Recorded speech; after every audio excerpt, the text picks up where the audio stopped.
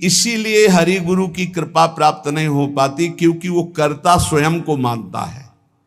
कर्ता मानने के कारण उसे भोगना पड़ता है, और भोक्ता होने के कारण वो रस का अधिकार नहीं पाता। कर्ता भोक्ता भाव वाला रस का अधिकार नहीं पाता, न उसे तत्वबोध होता है। तो बोले जो कर्ता है उसको तो जानता नहीं, अपने को कर्ता माने हुए है। बड़ा गूढ़ प्रसंग है। कर्ता कृत जाने नहीं, माने निज करतूती, ते प्राणी दुख पावही, ये लगे अविद्या भूत। लगे अविद्या भूत, कहे द्विज रक्षा करी हो। अर्जुन मेरो नाम, नहीं तो पावक में जरी हो। कर गई श्याम बचाए बतायो, जो शिशु हरता। भगवत रसिक नरेश, सकल कर्तन को करता। ये बात समझ में आ गई तो बहुत बड़ी बात समझ में। ये बोले अविद्या का भूत लगा, किसी को समझ में नहीं आ रहा। ये सारा का सारा फसाव इस शरीर से है। शरीर से विशाल विश्व ब्रह्मांड और उसकी उत्पत्ति किससे हुई? कर्ता कौन है? हरि। हरि के सिवा कोई कर्ता नहीं। वेद भी कहता है को हम बहुत श्यामा, मैं एक बहुत रूपों में हो जाऊं। तो भगवान श्री हरि के नाभि कमल से ब्रह्मा, ब्रह्मा से महादेव, पूरी सृष्टि सब उसी। मूल कर्ता कौन हुआ? हरि। अभी जितना कार्य हो रहा है ये 3 गुणों से हो रहा है। तो 3 गुण किसके प्रकट किए हुए? हरि। तो बोले फिर हमको दंड क्यों मिल रहा? क्योंकि तुम कर्ता बने हुए हो, तो भोक्ता भी तो तुम्ही को बनना पड़ेगा। कर्ता भोक्ता बने हुए हो तो शुभ अशुभ का दंड मिलेगा। बोले कर्ता कैसे हम बन गए? बोले अविद्या का भूत चढ़ गया है तुम्हारे, अज्ञान का भूत चढ़ गया। कर्ता कृत जाने नहीं, कर्ता को तो जाना नहीं। माने निज करतूत, मैं ये किया ये किया। अब देखो यहां सावधानी की बात समझना है। ये अज्ञानी जन गलत ढंग से इसे समझते हैं। जैसे कहा जाता है प्रभु की इच्छा के बिना एक पत्ता भी नहीं हिलता, पक्का। लेकिन जिसकी ये स्थिति होती है, प्रभु की इच्छा में अपनी इच्छा मिला देता है, उससे कभी पाप होते ही नहीं, क्योंकि पाप होते हैं इच्छा से। जिसकी अपनी इच्छा है और अपना भोग है, उसको नरक और स्वर्ग भोगना पड़ेगा। वो केवल बातों से कहता है, उसकी स्थिति है कर्तृत्व और भोक्तृत्व भाव से। जब तक अहंकार है तब तक पापाचरण होता है, और जब अहंकार समर्पित हो जाता है तो उसका शरीर यंत्रवत वही चेष्टाएं करता है जिससे जगत मंगल होता है। वो कहते हैं कि कर्ता श्री हरि। अभी आप कहोगे कर्ता श्री हरि, तो आप 3 गुणों से प्रभावित होकर अहंकार में पापाचरण करोगे और कहोगे कि भगवान की इच्छा से हुआ। तो भगवान की इच्छा से नरक भी बना है, बड़े बड़े दुख भी बने, वो तुम्हें भोगना पड़ेगा। अगर समस्त दुख और सुख दोनों से ऊपर उठकर परमानंद में निमग्न होना है तो बोले कर्ता को जानो। एक कल संत भगवान प्रश्न कर रहे थे कि एकांत में तो ठीक है, लेकिन जब व्यवहार में उतरते हैं तो राग द्वेष हो जाता है। क्यों? क्योंकि तुम व्यवहार में क्रिया देखते हो, कर्ता नहीं देखते, कारण नहीं देखते। अगर कारण को देखो तो कारण श्री हरिवंश भनम। क्रिया को देखोगे तो अनुकूल हुई तो राग हो जाएगा, प्रतिकूल हुई तो दोष हो जाएगा। अगर कारण को देखोगे तो सब में पावर श्री भगवान कारण, राग द्वेष होगा ही नहीं। भगवत रसिक जी कहते हैं औरों की तो बात जाने दो, लगे हो अविद्या भूत, कहे द्विज रक्षा करी हो। समीप में बैठे हैं अर्जुन जी के भगवान श्री कृष्ण। एक ब्राह्मण आता है और श्री भगवान के सामने वो कहता है, प्रभु प्रभु, अभी अभी मेरा पुत्र प्रकट हुआ और पधार गया। द्वारिकापुरी की बात है। प्रभु पैदा होते ही मर गया, ऐसा तो कभी नहीं हुआ कि पुत्र पिता के सामने मर जाए। ये तो धर्म रहित बात है। और अपने बालक को भगवान के सामने से राजमहल के द्वार पर रखता है और विलाप करके बड़ी आतुरता पूर्वक कहता, संदेह नहीं कि इस समय पृथ्वी में ब्रह्म ऋषियों का द्रोह करने वाले लोग पैदा हो गए हैं। धूर्त कृपण पापी लोग बढ़ गए हैं। कर्म दोषी हो गए हैं, इसीलिए ये काल उल्टा चक्र चला रहा है कि पिता के सामने जन्मा हुआ पुत्र मृत्यु को प्राप्त हो रहा है। ये राज हिंसापरायण, दुश्शील, अजितेंद्री प्रजा को दरिद्री कर रहे हैं, कर ले ले करके दुख पर दुख प्रजा भोग रही है। इसीलिए ये हमको सामने महान संकट देखना पड़ा। अधार्मिक राजाओं के होने के कारण मेरा पुत्र मेरे सामने मरा, ऐसा काल व्यतिक्रम है, नहीं होना चाहिए था। इस प्रकार बोलकर चला गया। फिर दूसरा पुत्र हुआ तो फिर मर गया, फिर बोल के चला गया। तीसरा पुत्र पैदा हुआ, फिर मर गया, फिर वैसे ही बोल के चला गया।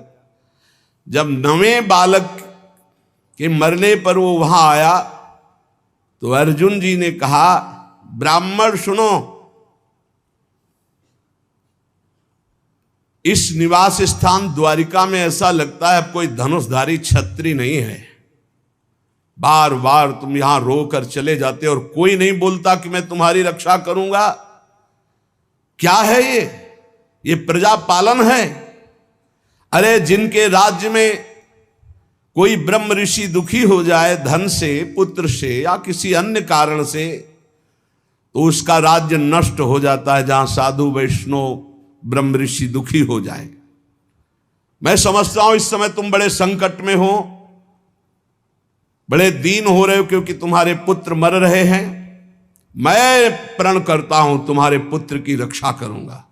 कर्ता को जाने नहीं, भगवत ऋषि जी कह रहे हैं। अरे उनका जाओ, तुम बात क्या बनाते हो, तुम क्या पूर्ण करोगे? जब ये श्री कृष्ण और बलराम बैठे हैं तो तुम क्या पूर्ण कर लोगे? अर्जुन से कहा तो वो कह रहे हैं, अहम वा अर्जुनो नाम गांडीवम यस्य वै धनो नाहम संकर्षणो ब्रह्मन् न कृष्णः कार्षणेव च अहम वा अर्जुनो नाम गांडीवम यस्य वै धनो। मैं कोई संकर्षण नहीं हूं बलराम जी, और मैं कोई कार्षणी कृष्ण नहीं हूं।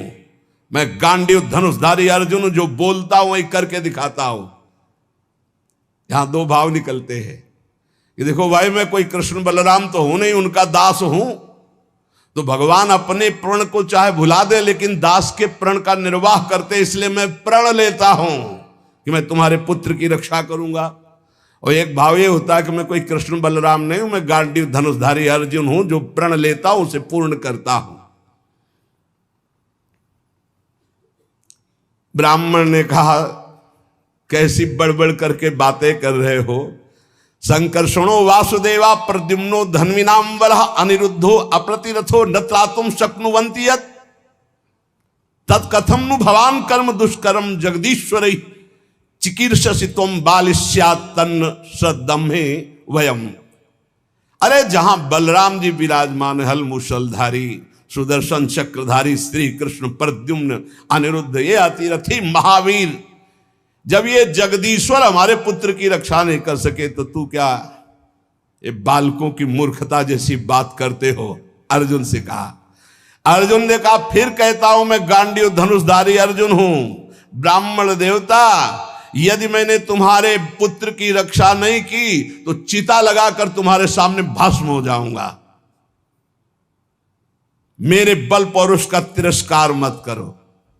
जानते हो मुझे, मैं वो अर्जुन हूं जो महादेवाधिदेव भगवान शंकर को युद्ध में तृप्त कर दिया। ऐसा है, मैं अधिक क्या कहूं? अगर मृत्यु भी सामने आएगी तो मैं जीत कर तुम्हारे पुत्र की रक्षा करूंगा, मैं वचन देता हूं। तब ब्राह्मण ने कहा, जय हो कुंती नंदन अर्जुन, तुम्हारी जय हो भाई, धन्य है, तुम्हारा बल पौरुष प्रशंसनीय है। अब मैं जा रहा हूं, जब बालक होने को होगा तो मैं तुम्हें सूचना दूंगा। फिर समय आया प्रसव का, ब्राह्मण भागता हुआ आया, अर्जुन अर्जुन इस बार तुम मेरे बच्चे को बचा लो, मृत्यु से बचा लो। अर्जुन तत्काल गए, आचमन किया, भगवान शंकर का ध्यान करके प्रणाम किया, श्री कृष्णचंद्र की तरफ देखा भी नहीं, कर्ता को जाले ले यही बात समझा रहे, समझो।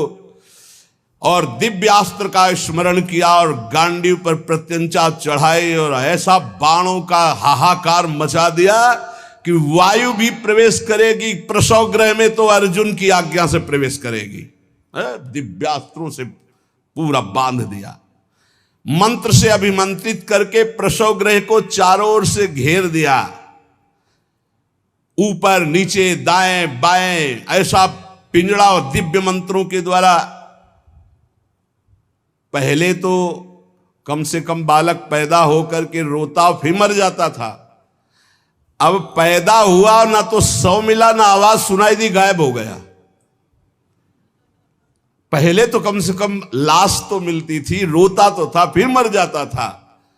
अब वो ब्राह्मण अर्जुन से कहने लगा कि मेरी मूर्खता देखो, इस नपुंसक की बात में मैं आ गया।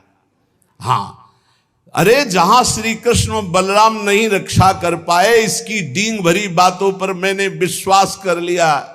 ना प्रद्युम्नो ना अनिरुद्धो न रामो न च केशवा यस्य सेको परित्रातुम कोन्यस्तद वितेश्वरः। कौन ऐसा है जहां श्री कृष्ण बलराम प्रद्युम्न और अनिरुद्ध नहीं रक्षा कर पाए, वहां और त्रिभुवन में कौन रक्षा कर सकता है। मिथ्यावादी अर्जुन को धिक्कार है, अपने मुंह से बड़ाई करने वाले गांडीव धनुषधारी अर्जुन को धिक्कार है। दुर्बुद्धि मूढ़तावश कहता था कि मैं तुम्हारे बालक की रक्षा कर लूंगा। अब ब्राह्मण तो क्रोध में, देखने को मुंह नहीं मिला लड़के का, पैदा हुआ गायब। अर्जुन ने कहा ब्राह्मण मेरा अपमान मत करो। तत्काल योग बल से यमपुरी गए। भगवान धर्मराज जी ने देखा कि अर्जुन पधारे, बोले इस समय अर्घ पात्र लेने का हमें अवसर नहीं है, हमें यह बताओ कि वो जीवात्मा तुम्हारे यहां आया है? बोले हमारी पुरी में नहीं आया। विचार किया कि कहां चला गया जब यमपुरी में नहीं आया। इंद्रलोक, अग्निलोक, नैऋति, सोम, वायु, वरुण सबकी पुरियों में गए। अतल नीचे, अतल, सुतल, पाताल, तलातल, महातल, इन लोकों में गए। ऊपर के जनलोक, महालोक, तपलोक, ब्रह्मलोक, कहीं भी ब्रह्मा की जितनी रचना सब घूम डाला अर्जुन ने, कहीं वो जीव नहीं मिला। अब आए, अब भगवान श्री कृष्ण की तरफ देखा, प्यारे प्रणाम, अब जा रहे हैं भस्म होने हम चिता में। यही जीव की दशा है, जब सब जगह से हार जाता है तब बोलता है हरि शरणम। पहले नहीं चितवन किया कि प्रभु, तो प्रभु समझा देते। प्रण लेने से लेकर अभी तक भगवान की तरफ नहीं देखा कि रुख क्या है। अब जब चिता में जलने का नंबर आया तब केशव प्रणाम आखिरी स्वीकार करो। तो भगवान ने कहा किस बात का? बोले वो प्रण है ना, तो चिता में जलने जा रहे, तो उनका तुमने अभी पूरे बल का प्रयोग कहां किया? ध्यान दीजिए, तुमने अभी पूरे बल का प्रयोग कहां? तुम्हारा पूरा बल तो मैं हूं। मुस्कुरा दे अर्जुन, यही हमसे गलती होती है। हमारा बल कौन है? आराध्य देव। हम अपने बल की डींग हाँकने लगते हैं, उन्हीं के बल से मिले हुए बल से हमारा पूरा बल श्री भगवान है। देखो अर्जुन, तुम्हारा बल मैं हूं। जिस समय ये तुम्हारी निंदा कर रहे हैं यही सब लोग प्रशंसा करेंगे और तुम्हारे यश की कीर्ति की स्थापना होगी। ए करें करावें आप सब, जने बढ़ाई दे, मान लो कर्ता को जानो कौन है। सर्वशक्तिमान भगवान जे भी चिंतन किया, भगवान का दिव्य रथ आ गया। भगवान के दिव्य घोड़े, दारुक नाम का सारथी। भगवान ने अर्जुन से कहा बैठो हमारे रथ में। रथ में बैठे। दारुक ने भगवान के नेत्रों की तरफ देखा, इशारा किया, ले चलो। 7 पर्वतों वाले 7 द्वीप, 7 समुद्र, लोकालोक पर्वत, इनको लांघकर घोर अंधकार, इतना अंधकार कि भगवान के दिव्य घोड़े शैव्य, सुग्रीव, मेघपुष्प, बलाहक, मेघपुष्प बलाहक नाम के चारों घोड़े मार्ग नहीं दिखाई दे रहा।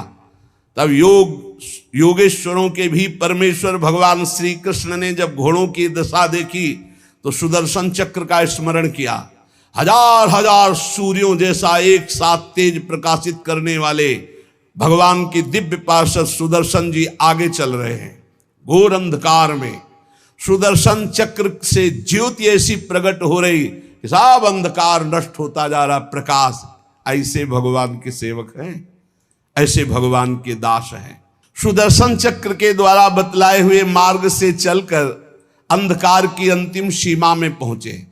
अब अंधकार के पास इतना दिव्य प्रकाश, प्रकाश ही प्रकाश, जैसे घोर अंधकार ऐसे घोर प्रकाश। अब वहां अर्जुन की आंखें चौंधिया गई, विवश हो गए, नेत्र बंद कर लिए, इतना तेज। भगवान वहां भी सामर्थ्य प्रदान करी अर्जुन को और घोड़ों को भी। उस तेज के बाद महान जलराशि, श्याम वर्ण का जल ही जल, अगाध जल पार किया तो तेज आंधी, वायु ही वायु। भगवान की ही केवल सामर्थ्य पहुंचने की और सामर्थ्य रही। अब वायु के प्रवाह में बड़ी बड़ी तरंगें उठने लगी। फिर भगवान ने उसको शांत किया। आगे बढ़े तो एक दिव्य महल, और उस महल में मणियां ऐसी चमक रही थी मानो हजार हजार सूर्य एक साथ प्रकाशित हो रहे। भगवान भगवान है, भगवान जैसा कोई नहीं। चारों ओर बड़ी ही उज्जवल ज्योति फैल रही है। देखा अनंत महिमा से युक्त भगवान शेष जी सैया बनाए हुए, और अद्भुत एक एक सिर पे ऐसे मणि चमक रही, ज्योतिर्मय। प्रत्येक फण पर सुंदर सुंदर मणियां जगमगा रही। दो दो नेत्र, बड़े ही भयंकर नेत्र, और शेष भगवान का श्रीअंग कपूर जैसा गोरा है। कैलाश पर्वत के समान श्वेत वर्ण, नीले रंग की जीभ और गला नीला, भयंकर नेत्र, फणों पर मणि चमक रही। अर्जुन ने देखा शेष भगवान की सुखमयी सैया पर सर्वव्यापक महान प्रभावशाली परम पुरुषोत्तम भगवान भूमा पुरुष विराजमान है। अर्जुन बार बार श्री कृष्ण चंद्रजू की तरफ देख रहे हैं। भूमा पुरुष है तो एक ही, ये कहां ले आए? एक तो ये श्री कृष्ण, एक ये श्री कृष्ण, क्योंकि द्वारिकाधीश भी चतुर्भुज रूप और हरि भी चतुर्भुज रूप।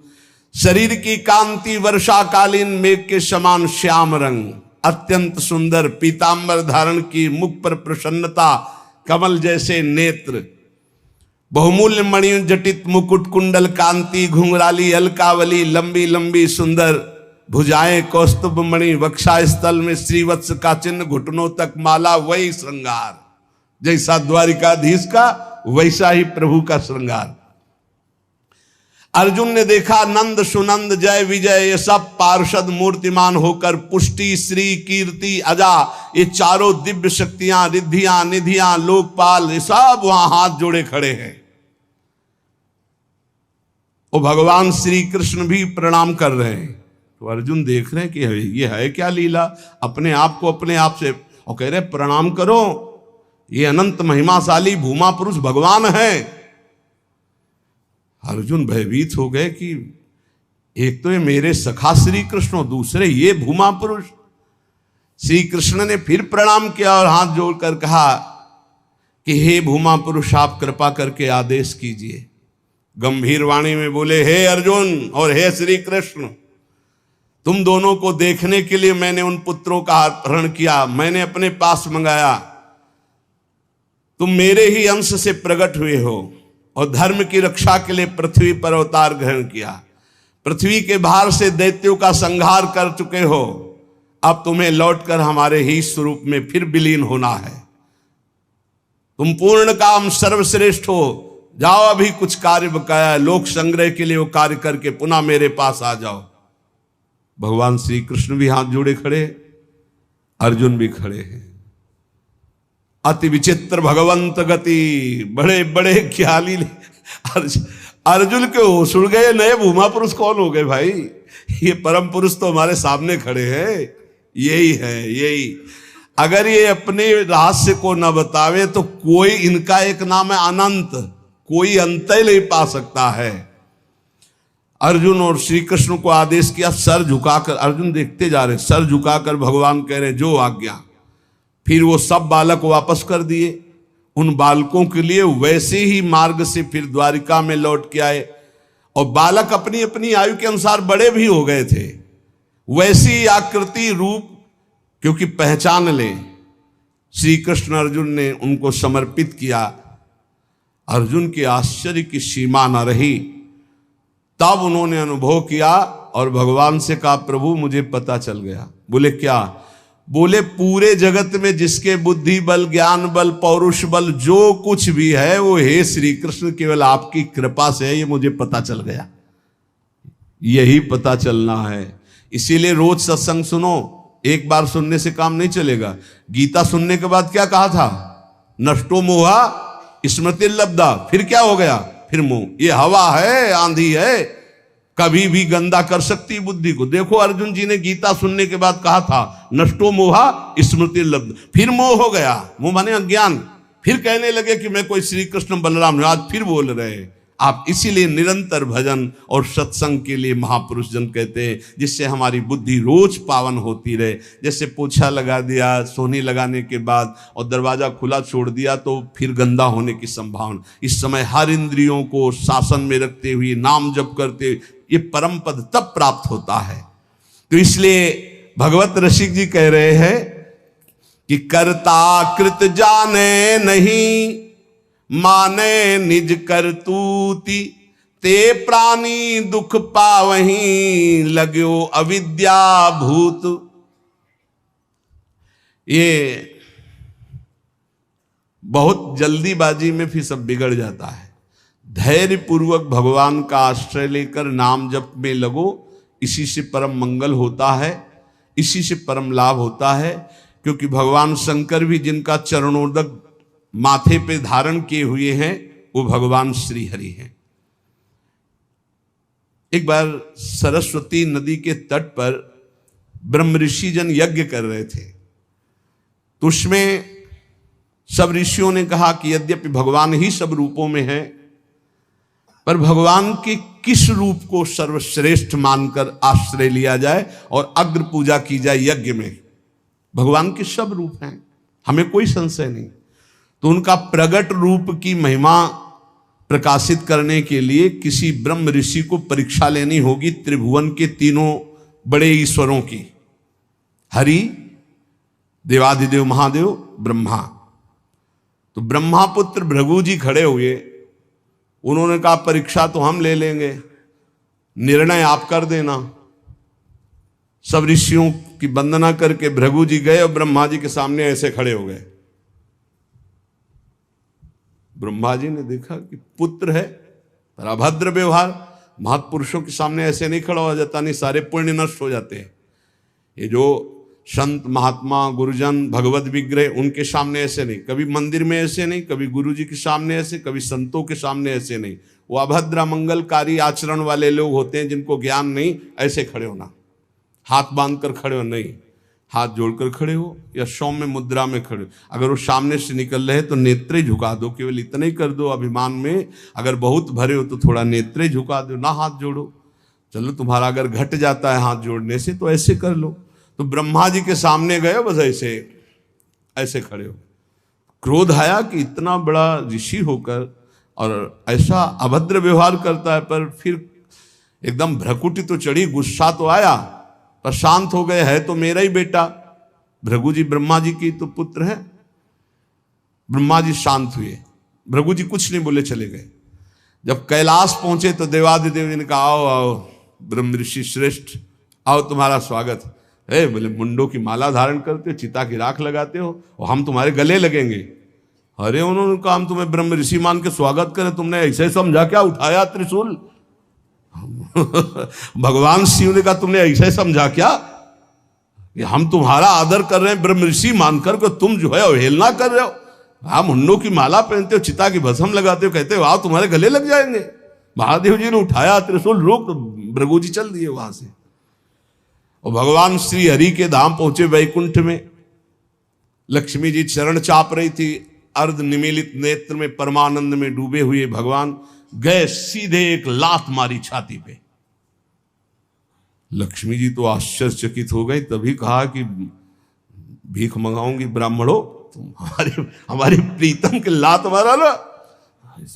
पहले प्राय ऐसे ब्रह्म ऋषि जन जो होते थे ना, व्यवस्था वेद के अपार ज्ञानी, तप के महाधनी, भोजन की व्यवस्था। लक्ष्मी जी कहते तुम्हारे पास नहीं आएंगी, हमारे प्रीतम को ला तुम्हारा है तुमने। लक्ष्मी जी तो थोड़ा नाराज हुई और हरि उठ के बैठ गए और चरण दबाने लगे। कहा बड़ा कठोर हृदय है हमारा, आपके बड़े कोमल चरण हैं, अगर मुझे पता चलता तो मैं आपके चरणों की अगवानी करता, मुझसे अपराध बन गया कि मैंने अगवानी भी आपके चरणों की, और चरण दबाने लगे। प्रभु जी के नेत्रों में अश्रु आ गए और कहा प्रभु बस यही देखने के लिए हमको सब ब्रह्म ऋषियों ने भेजा था। यद्यपि आप ही शिव हो, आप ही ब्रह्मा हो, आप ही चराचर जगत हो, पर प्रभु आपका जो करुणा वरुणालय हरि रूप है यही सर्वाराध्य है। तो कर्ता कृत जाने नहीं, यही बचाते हैं, सबको बचाते हैं। एक बार ब्रकासुर नाम का एक असुर था, उसने सोचा कोई ऐसा देवता मिले जो जल्दी प्रसन्न हो जाए, हमारी कामना की पूर्ति कर दे। तो देवर्षि नारद जी मिल गए। नारायण नारायण नारायण। देवर्षि नारद जी एक ऐसे महात्मा है जिनको कोई द्रोह नहीं करता। त्रिभुवन में कंस भी एकांत में बैठाल कर सलाह लेता है, हिरण्यकश्यप भी उठकर आदर करता, कोई भी हो त्रिभुवन में देवर्षि नारद जी से कोई नहीं। जिसको मिलेंगे बिल्कुल पक्की सलाह बताएंगे। कंस ने स्वागत किया, बैठाला और कुशल मंगल। हाँ प्रभु, पूरा प्रजा राज्य सब कुशल मंगल है। अभी अभी की बात है, वो वसुदेव जी आए थे लड़के को लेकर, हमने वापस कर दिया कि हमें तो 8वां से भय है। नहीं गड़बड़ है। कमल उठाया, कहा देखो यहां से गिनो 1 2 3 4 5 6 7 8, आया ना 8वां, पहला आया ना, फिर दूसरे शुरू किया, हर 8वां हो सकता है। उनको लगा कि नारद जी जैसा कृपालु कौन हो सकता है, और नारद जी को लगा ऐसे ये दया करेगा तो भगवान के अवतार में देरी हो जाएगी, क्योंकि 8वें में आना है, और जब तक ये दया करेगा तब तक भगवान विकल नहीं होंगे, इसको क्रूर होना चाहिए, क्योंकि भगवान का अवतार शीघ्र हो। हर कमल की पंखुड़ी को 8वीं बता दिया, हर बेटे को 8वां बता दिया, तुरंत मुलवाया। नारद जी एक ऐसे महात्मा है जिनको सब कोई आदर करता है। ब्रकासुर ने देखा, साष्टांग दंडवत हुआ, नारायण नारायण। महाराज कोई ऐसा भगवान बताओ जो बहुत जल्दी प्रसन्न हो जाए। बोले वो तो शास्त्रों में प्रसिद्ध है, आशुतोष देवाधिदेव महादेव, उनके ज्यादा आशुतोष, वो ऐसे देवता है वो जल्दी प्रसन्न हो जाते हैं। और कोई सेव संतरा की जरूरत नहीं भाई, देवाधिदेव महादेव देख लो, कोई देवता ऐसा भोग नहीं पाएगा, त्रिभुवन में कोई देवता नहीं ऐसा भोग पाएगा जैसा देवाधिदेव भगवान शिव एक चुल्लू जल में प्रसन्न। ऐसे कृपालु हैं कि जो कोई सृष्टि में न स्वीकार करे वो स्वीकार करने के लिए तैयार, उतने में प्रसन्न हो जाते हैं। बोले आशुतोष देवाधिदेव महादेव हैं। और वो सोचा कि मंत्र और ये आराधना हमसे तो बनेगी नहीं, आसुरी प्रवृत्ति है, तो अग्नि को प्रकाशित करके अपने शरीर का मांस नोच नोच करके स्वाहा, भगवान शिव का मंत्र जपता तो स्वाहा। भगवान शिव बड़े कृपालु के, बेकार को ऐसे, हम तो एक चुल्लू जल में प्रसन्न हो जाते हैं, इतनी भगवान शिव प्रसन्न हो गए। कर्ता को जाने नहीं, हम ये बता रहे। भगवान शिव ने कहा काहे को तुम इतना कष्ट सह रहे हो, क्या चाहिए तुम्हें? तो माता जी के सहित प्रकट हुए थे। माता जी त्रिपुर सुंदरी, असुर है ना, राक्षस, तो इसकी बुद्धि तो राक्षसी ही रहेगी। भगवान शिव की तरफ देखा, माता जी की तरफ देखा, उसने कहा प्रभु मेरी इच्छा है कि मैं जिसके ऊपर हाथ रख दूं वो भस्म हो जाए। भगवान शिव बिना विचार किए बोले तथास्तु, ऐसा ही हो। जे भी ऐसा कहा तो उसने सोचा परीक्षा के लिए भगवान शिव के ऊपर हाथ रख के देखे ना, इन्हीं का वरदान इन्हीं को। भगवान शिव के ऊपर ऐसे जो हाथ कर, भगवान भागे, क्योंकि जानते थे कि सत्य है, रख देगा भस्म हो जाएगा। शरीर तो भाई भगवान ने ही आदेश और वो वर दिया है, उन्हीं के बल से भागे, वो भी पीछे भागे। माता जी खड़े लीला देख रहे हैं। भगवान शिव जब पीछे देखे तो दौड़ के पीछा बस हाथ ही रखने का।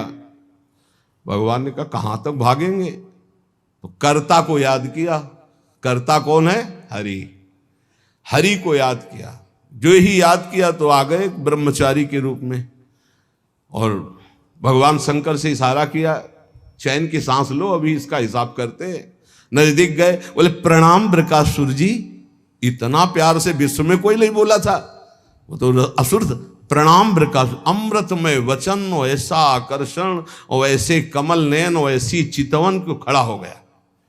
बोले बृकासुर जी, यदि आपको मेरे सहयोग की आवश्यकता हो तो सहयोग से बड़े बड़े काम बन जाते हैं, आप क्यों भाग रहे हो इनके पीछे? बोले इनके ऊपर हाथ रखने, तो तुम्हारे हाथ में कुछ है क्या जो रखना चाहते हो? बोले वरदान दिया है शिव जी ने कि जिसके ऊपर हाथ रख दोगे वो भस्म हो जाएगा। अरे बोले अभी तुम्हें विश्वास है? दक्ष ने साप दे दिया था, इनके पास कोई ताकत नहीं रह गई। तुम हाथ रख के अपने ऊपर देखो, अगर झूठा निकलेगा ना तो दोनों मिल करके, हाँ ये बात तो पक्की है। एक सेकंड में हिसाब कर, हरि है हरि। एक सेकंड उसको ये समझ में नहीं आए कि अगर हाथ रखा और सच्ची हुआ तो कौन बताएगा आके इनको। जो ही ऐसे किया सो क्षण में भस्म हो गया, राख हो गया। भगवान शंकर ने बोले प्रभु थोड़ा सोच समझ के वरदान दिया करो, तुम तो ऑर्डर डाली हो, अपनी भी सुरक्षा नहीं देखते।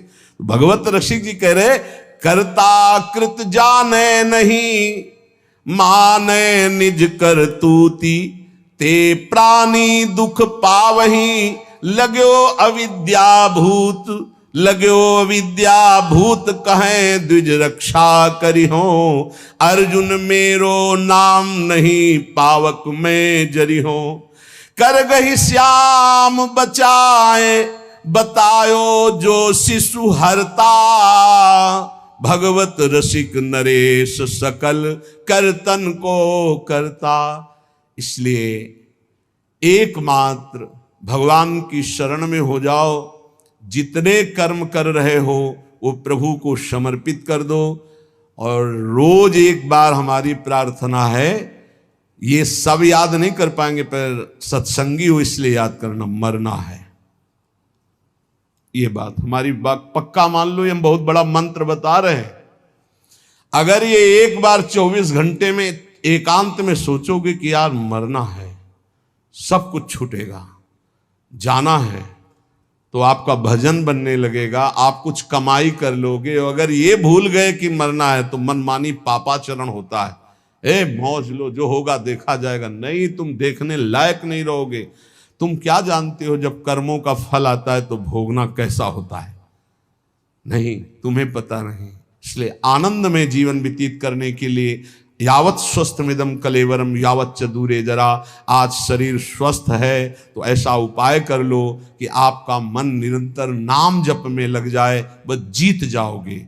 हर समय नाम जप, बहुत ठौर ठिकाना मजबूत मिल गया है। ये कोई भ्रम वाला मार्ग नहीं है जहां आप लगे हो। ये तस्मात् शास्त्रम प्रमाणम ते, ये कोई मनमुखी मार्ग नहीं है कि अपनी वासनाओं की पूर्ति के लिए किसी नए मार्ग की स्थापना की हो। ये आचार्य परंपरा से, ये सदग्रंथ, सदवाणी, सदव्यवहार, सदाचरण से युक्त ये भगवत मार्ग है। इसलिए हरिशरणम, भगवान के चरणों का आश्रय लेकर निरंतर भजन करो और इसी जन्म में हम प्रभु को प्राप्त हो जाएं, ऐसा उत्साह रखो।